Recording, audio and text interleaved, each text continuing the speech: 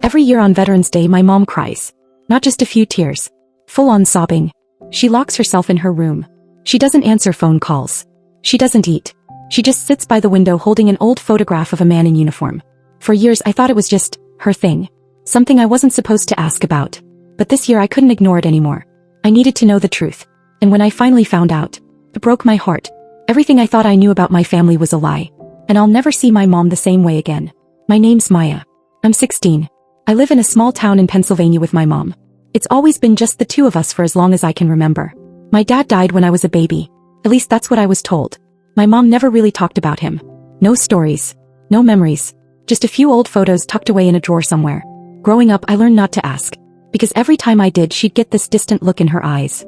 Like she was somewhere far away. Somewhere painful. So I stopped asking. I figured if she wanted to tell me she would. My mom is strong. Like really strong. She works 2 jobs to keep us afloat. She never complains. She's always there for me when I need her. She's funny and warm and honestly she's my best friend. But there's this one day every year where everything changes. Veterans Day. Most people celebrate. They go to parades. They thank veterans for their service. They post on social media.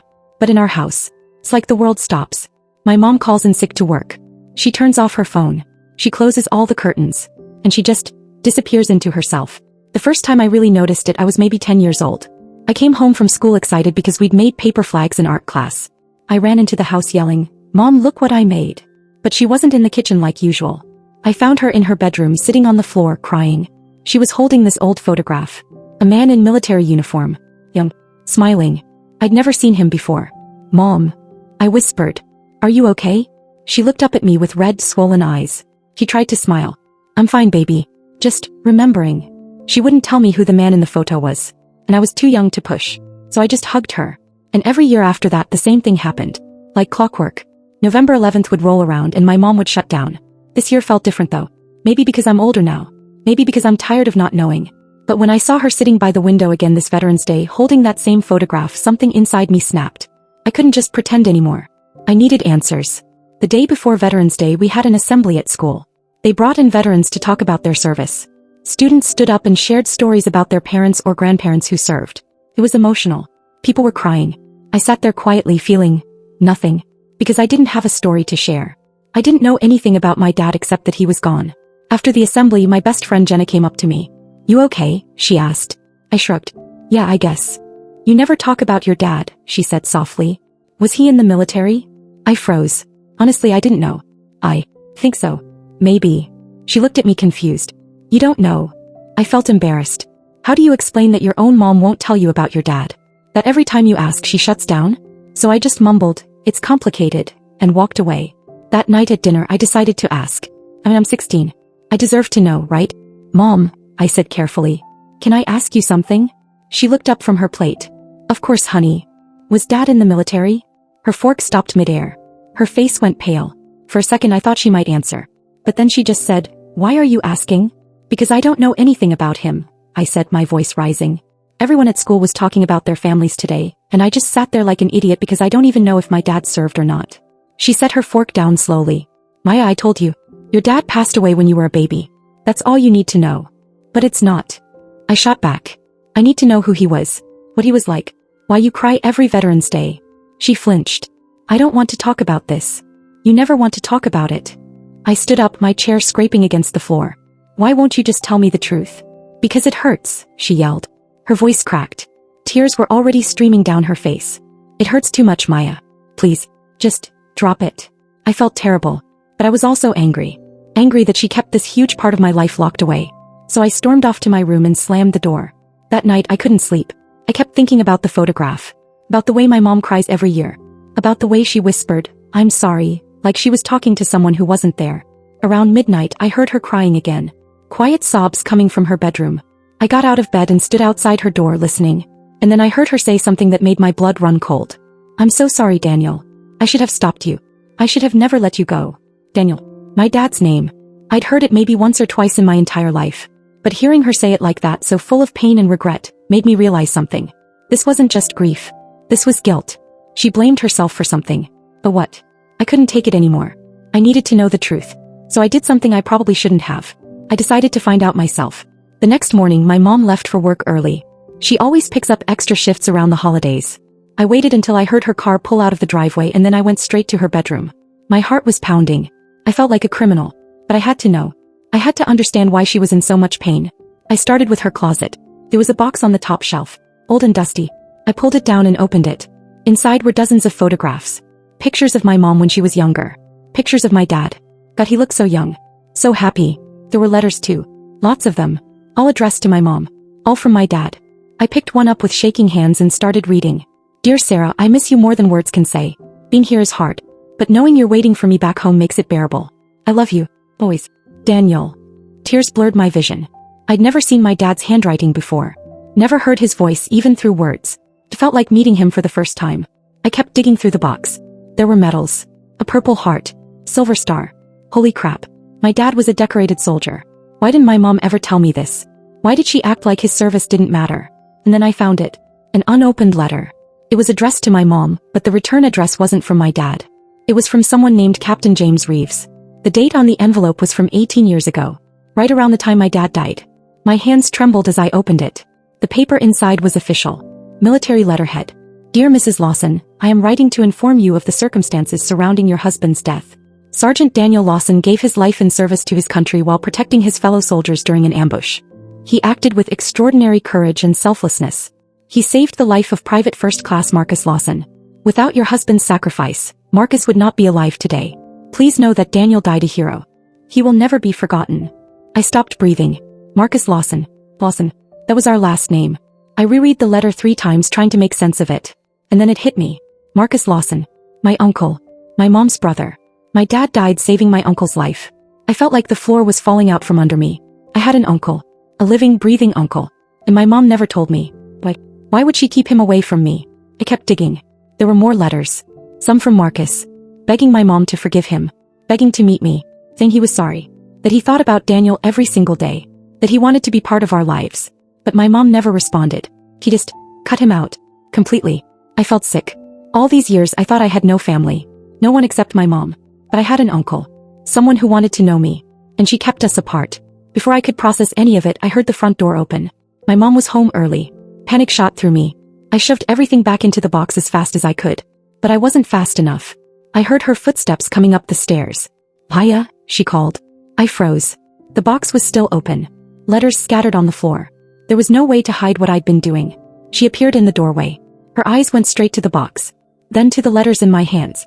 Her face went white. What are you doing? She whispered. I stood up, holding the letter from Captain Reeves. Why didn't you tell me? She stepped into the room slowly. Maya, please. Put that down.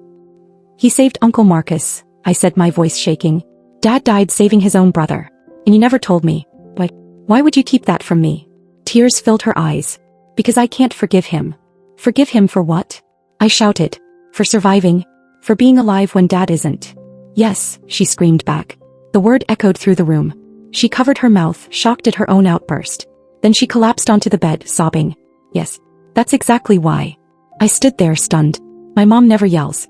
Never loses control. But right now she was falling apart in front of me. I know it's not fair, she choked out. I know it's wrong. But every time I think about Marcus, all I can see is Daniel. And it kills me. It kills me that he's gone and Marcus is still here. It should have been the other way around. You don't mean that, I whispered. I know I don't, she cried. But I can't help how I feel. And I hate myself for it. I hate that I can't move on. I hate that I've kept you from knowing your uncle. But I can't. I sat down next to her. My own tears falling now. Mom, you can't keep living like this. You can't keep punishing yourself. Or him. Dad wouldn't want this. She looked at me, her face broken. How do you know what he'd want? Because he loved you, I said. And he saved Marcus because he loved him too. He wouldn't want you to spend the rest of your life hating the person he died to protect. She buried her face in her hands. We sat there in silence for what felt like hours. Just crying together. 2 people drowning in the same grief. Over the next few days my mom and I barely spoke. Not because we were fighting. But because there was so much pain between us that neither of us knew how to navigate it. I kept thinking about my uncle. About how he tried to reach out for years and my mom had shut him out. About how I had family I'd never met. It didn't feel fair. Not to him. Not to me. And definitely not to my dad. So I made a decision. A crazy, potentially terrible decision. But I couldn't just sit there and do nothing. I went through the old letters again and found Marcus's phone number. It was from years ago, so I didn't know if it would still work. But I had to try. I locked myself in my room and dialed. My heart was racing. What was I even going to say? Hi, I'm your niece that you've never met and I think my mom needs to see you. Yeah, that sounded totally normal. The phone rang. Once, twice, 3 times. I was about to hang up when someone answered. Hello. A man's voice. Tired. Hi, I stammered. Is this Marcus Lawson? There was a pause. Yeah. Who's this? I took a deep breath. My name is Maya. I'm Sarah's daughter. Your niece. Silence. Complete silence. For a second I thought he'd hung up. Maya. His voice cracked. Oh my God, Maya. I can't believe it's you. Tears sprang to my eyes. Hi, Uncle Marcus. He let out a shaky laugh. I never thought I'd hear you call me that. How did you get my number? I found old letters, I admitted. From you. To my mom. I know what happened. I know about my dad. Another long pause. Then he said quietly, I'm so sorry. I'm so sorry. It wasn't your fault, I said. My dad made a choice. He saved you because he loved you. I know, he whispered. But your mom, she'll never forgive me. And I don't blame her. Maybe she will, I said. If you give her the chance, will you come see us? On Veterans Day next year. Maya, I don't think. Please, I interrupted. Just, please. I think she needs this. Even if she doesn't know it yet. He was quiet for a long time. Then finally he said, oh, if you really think it'll help, I'll come. I smiled through my tears. Thank you. We talked for almost an hour. He told me stories about my dad. About how they grew up together. How they enlisted together. How my dad was the brave one. The selfless one. The one everyone looked up to. He talked about you all the time, Marcus said. Even before you were born. He was so excited to be a dad. He would have loved you so much, Maya. By the time we hung up, I felt like I'd found a piece of my dad I never knew existed. The next year felt like the longest year of my life. I didn't tell my mom about the phone call. I didn't tell her I'd invited Marcus. I was terrified she'd tell me to cancel. So I just kept it to myself and hoped I was doing the right thing. As Veterans Day approached, I could feel the familiar heaviness settling over our house. My mom started withdrawing again.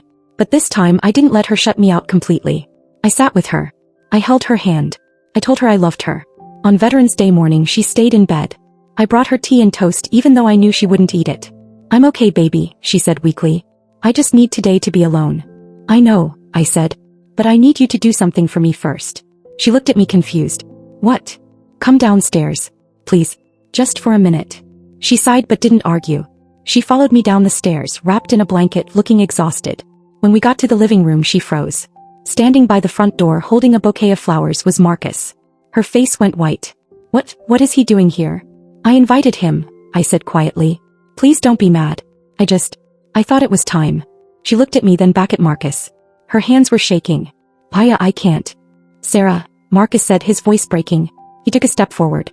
I'm so sorry. I know I don't deserve your forgiveness. I know I should have died that day instead of Daniel. But I didn't. And I've spent every single day since then wishing I could trade places with him. My mom's eyes filled with tears. Stop. I can't stop, he said, his own tears falling now. Because it's true. I think about him every day. I see his face every night before I go to sleep. I owe him everything. And I owe you everything. I'm so sorry, Sarah. I'm so sorry. She stood there, trembling, staring at him. And then something inside her broke. She walked across the room and hugged him. Not a polite hug. A desperate, sobbing, years of pain finally being released hug. I'm sorry too, she cried. I'm sorry I blamed you. I'm sorry I kept you away. I'm so sorry. Marcus held her tight, both of them crying. And I just stood there watching my family finally start to heal. We spent the rest of the day together. Marcus told stories about my dad. Funny stories. Happy stories. And for the first time in my life I saw my mom smile on Veterans Day. Not a sad smile. A real one. It's been a few months since that day. Marcus comes over every Sunday for dinner now. My mom still has hard days. She still cries sometimes. But she's not alone in her grief anymore. And neither am I. I learned something important through all of this. Grief doesn't just go away. It stays with you. It becomes part of who you are. But it doesn't have to destroy you. You can carry it and still find moments of joy. You can remember someone you love and still let yourself heal. My mom kept her pain locked away for so long because she thought that's what she deserved. She thought that moving on meant forgetting my dad. But it doesn't. Healing doesn't mean forgetting. It means learning to live with the love and the loss at the same time. I wish I'd known my dad. I wish he could have seen me grow up. But I'm grateful for the people who loved him. And I'm grateful that I finally understand why my mom cries every Veterans Day. Because sometimes, remembering is the hardest and most beautiful way to love someone. So that's my story. If you've ever lost someone or if you've watched someone you love carry grief they can't let go of, I see you. And I hope you know that it's okay to feel everything. The sadness. The anger. The guilt. All of it. And I have a question for you. If you were in my mom's place, could you forgive? Or would the pain be too much? Let me know in the comments. Guys, honestly, I think about it all the time. This story explores the weight of survivors' guilt, the complexity of grief, and how forgiveness, both of others and ourselves, is essential to healing. It's about honoring the past while allowing yourself to live in the present.